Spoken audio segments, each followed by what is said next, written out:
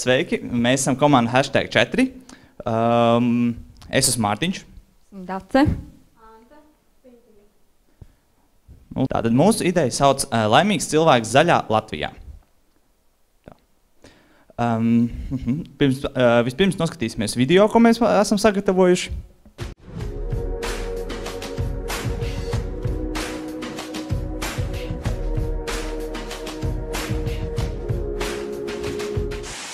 Mani laimīgi padara aktivitātes, kas rada patīkamas emocijas.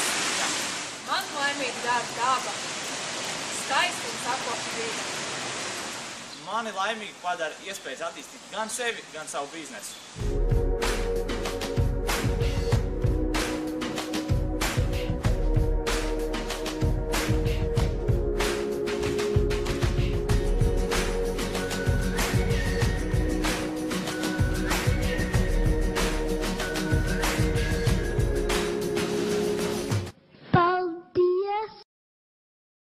Tātad vispirms sāksim ar to, kas ir laime. Tātad agrāk pirms senākos laikos par laimi aizdomājās tādi cilvēki, kā mūki un hipiji un tādi cilvēki, kas varbūt tās nepievērst tik lielu uzmanību tādām fiziskām vērtībām un naudai un tādām lietām. Taču mūsdienās par laimi aizdomājas arī arvien vairāk sāk aizdomāties cilvēki no ekonomikas sfēras un no citādām, kas sapratuši to, ka laime ir svarīga ne tikai vispār kā cilvēkam, bet arī kā ekonomikai laime ir ļoti nozīmīga. Mēs sākām šo pētījumu ar to, ka mēs veicām aptauju Latvijas iedzīvotājiem, kas dara viņus laimīgus.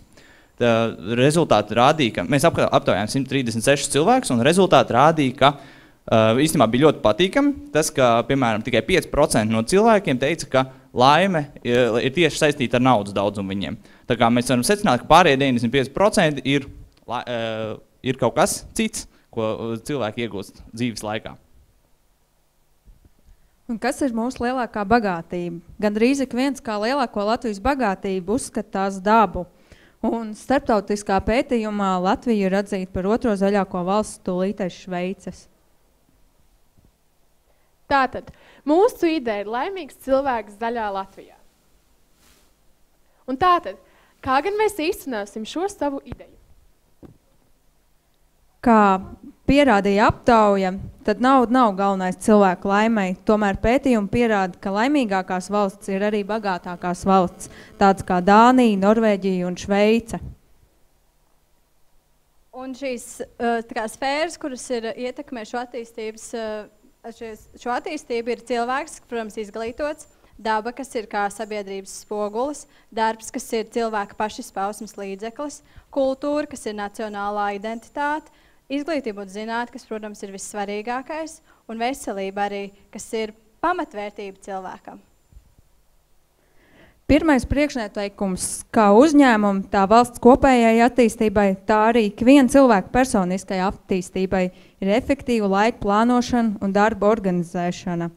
Plānošana nepieciešama, lai noteikti prioritātes un būtu vieglāk sadalīt finansējumu, arī lai piesaistītu investorus. Latvija ir pārāk maz, lai tās attīstība regulētu tik daudz dokumentu plānošanas. Piedāvājam mainīt teritorijas sadalījumu plānošanas reģionos. Latviju varētu veidot kā muižu, kur Rīgas reģions būtu pils, bet pārējā teritorija muižas zemes un dārs, kas apgādā pili, bet pilī viss attieks, tas ir centrs ne tikai Latvijai, bet Eiropai. Jautājot uzņēmējiem un tiem, kas vēl tikai plāno kļūt uzņēmēji par to, kas viņiem nepieciešams no valsts, lai viņi veiksmīgi attīstītu savas idejas un savu uzņēmēju darbību, ir infrastruktūra. Jāattīsta industriālai parki, jānodrošina komunikācijas, ceļus, ēkas, lai uzņēmēji var ieguldīt tehnoloģiju attīstībā, ne ēku būvniecībā un teritorijas labiekārtošanā. Lai pelnītu, vispirms ir jāiegulda. Nepieciešams sakārtot arī atkritumu apsaimniekošanas infrastruktūru. Atkritumi ir neizmantots ražošanas resurss. Latvijā pārstrādā tikai 10%, bet 90% apglabā poligonos. Bet, piemēram, uzņēmums PET Baltija pārstrādājot PET pudeles, tās ir spiests iepirkt no ārvalstīm. Tātad tas, kas kā jau mēs noskaidrojām, tas, kas veicina uzņēmējdarbību, kas veicina valsts vispār ekonomisko stāvokli, ir uzņēmumi. Un tad ir nepieciešams maksimāli vairāk radīt šīs vietas, kur satiekās gan tehniskie, gan radošie cilvēki, lai tieši tad, kad viņi satiekās, tad, kad notiek šī saikne starp viņiem un rodas dzirkstēli, tad arī rodas Latvijas veiksmīgie uzņēmumi, kuri tad tālāk no Latvijas koproduktā ienes ienākums. Otrs faktors, kā jau man kolēģi minēja, bija par infrastruktūras sakārtošanu. Tas nozīmē, ka mēs varētu izvairīties no tādām lietām kā sastrēgumiem un izplūdes gāzēm un padarīt pilsētu daudz, piemēram, zaļāku un tīrāku, ir plānojot satiksmes plūsmu, plānojot to, kāpēc, no uz kurien cilvēki brauc. Šī ideja nav jauna, šī ideja jau ir radusies sen jau 20. gadsimta 40. gados, ka katra pilsēta, katra pašvaldība savā robežās varbūt apkalpo tos cilvēkus, kas tur dzīvo. Un tad mazinot šo vajadzību cilvēkiem, teiksim, no Jūrmalas, no Mārupas, no Garkalnas braukt uz Rīgu, lai vestu bērnus uz dārziņu vai braukt uz kaut kādām, uz jebkurieni. Tāpēc samazinot šīs plūsmas no vienas pašvaldības uz otru, mēs varam samazināt kopējo gan piesārņojumu, gan arī ceļā pavadīto laiku. Tātad, tika apskatīta arī cietuma tēma. Pašlaik cietumos apmēram 5200 ieslodzīto. Un lielākā problēma ir to ierobežotā telpa. Pievilcīgās nodokļa atlaides piesaist uzņēmējus, bet šajā gadījumā pieprasījums ir lielāks par piedāvājumu, jo ir dēļ telpas šādu sašaurinās piedāvāto darbu daudzveidību.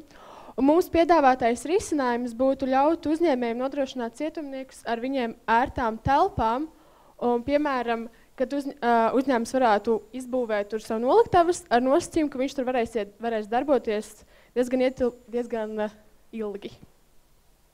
Tātad nākamais tēma ir aktivitātes un noteikumi. Kārtības nodrošināšana, kā mēs zinām, ļoti daudz piemērslo gan pilsētas ielas, gan visu apkārtni, tāpēc mums ir mērķis palielināt sodus un tos reāli arī piemērot. Tātad, tranzīta eksploatācijas nodoklis.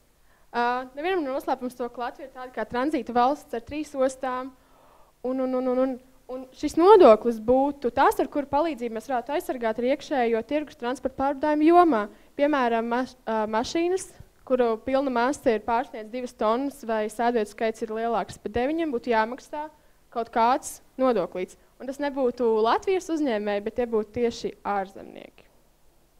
Tātad tā kā jau mēs secinājām, ka tās idejas un tie uzņēmumi, kas nodarbojas ar inovatīvām un vidēji draudzīgām tehnoloģijām, ir tie, kas ir varbūt tie, kas ir jāsponsorē maksimāli daudz, lai viņi attīstītos un šo lielo pievienoto vērtību atstātu tieši Latvijā, nevis iepirkt no citām zemēm.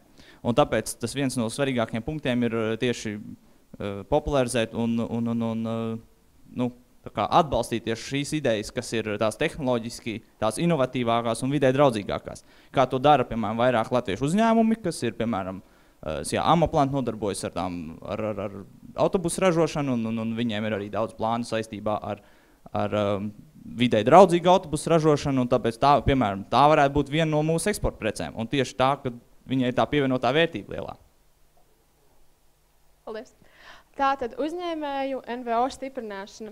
Latvijā ir tāda problēma, ka ir ļoti daudz biedrības, un uzņēmējs ar savu problēmu īsti nezin, kur vērsties. Tādēļ mēs vēlamies piedāvāt šādu risinājumu, ka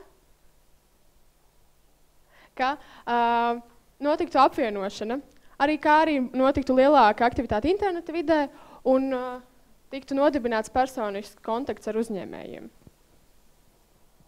Holandē ir tulpju lauki, Japānā ir ķirši, bet mums pašiem ir mūsu ceriņi, mūsu stūra māja un visas pārējās ievērojamās vietas. Un kāpēc mēs nevaram piesaistīt tādas turismu masas? Tāpēc, ka Latvijai nav reklāmas, mums būtu, vienkārši nav tādas īsti reklāmas lielas, un tāpēc mums ir risinājumi, ka vajadzētu piesaistīt ārzemju televīzijas cilvēks, kas filmē Latvijā Latvijas reklāmu, tā kā kultūras pasākumiem, gan sporta, gan kultūras pasākumiem precīzāk būtu jānotiek cauri gadu.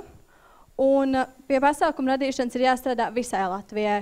Un mums ir arī pāris idejas, kuras varbūt varētu realizēt, piemēram, Vislatvijas sniega vīru parāde, Dobals ceriņu pasākums un daudzi citi. Un arī Latvijas produktu popularizēšana pasaulē cilvēkiem tā kā vajadzētu, problēma ir tā, ka cilvēki nezina tos Latvijas produktus un cik viņi ir kvalitatīvi. Tāpēc mums ir ideja, ka vajadzētu Latvijā jau cilvēkiem, kas nāk no Latvijas, kas jau ir pasaulē zinām, piemēram, Prāta vētra, dodās savā turē ar elektroautobusu. Šie ir risinājumi. Tātad, kad to sākt īstenot, ir svarīgi saprast to, ka ir tādas lietas, ko var sākt īstenot tā vien, ka mēs sākam plānot, pārplānot lietas, kas ir jāsāk maksimāli tagad. Tas ir 2015. gadā, sākot ar nākamo gadu, ir jāsāk tā kā mēs jau iepriekš minējām, tās pilsētas plānošanas lietas, kad varbūt plānot, kā līdzekļi tiek sadalīts ar pašvaldībām un šādas procesi. Taču procesi, kas atkal iekļauj infrastruktūras būvēšanu un visādus naudietilpīgākus, resursietilpīgākus pasākumus, tos, protams, ir pa priekšu kārtīgi jāizsver, kas tieši ir vajadzīgs un kas, tāpēc tos mēs atliekam mazliet vēlāk laiku, tā kā uz kādu orientējuši 20. gadu. Un nepieciešamie resursi, protams, ir jauni, radoši, uzņēmīgi cilvēki, un arī naudas resursi, bet, kā jau mēs minējām pašā sākumā, vispirms svarīgākais ir ieguldīt, un pēc tam mēs varēsim sākt arī pelnīt. Tātad sabiedrības daļa, kuru mūsu lēmumu ietekmēs, būs bērni, jaunieši, sievietes un vīriešu darbspējas vecumā pensionāri. Jebkura mūsu piedāvātā iespēja un ideja kaut kādā veidā iespaidos jebkuru sabiedrības daļu lielākā vai mazākā mērā.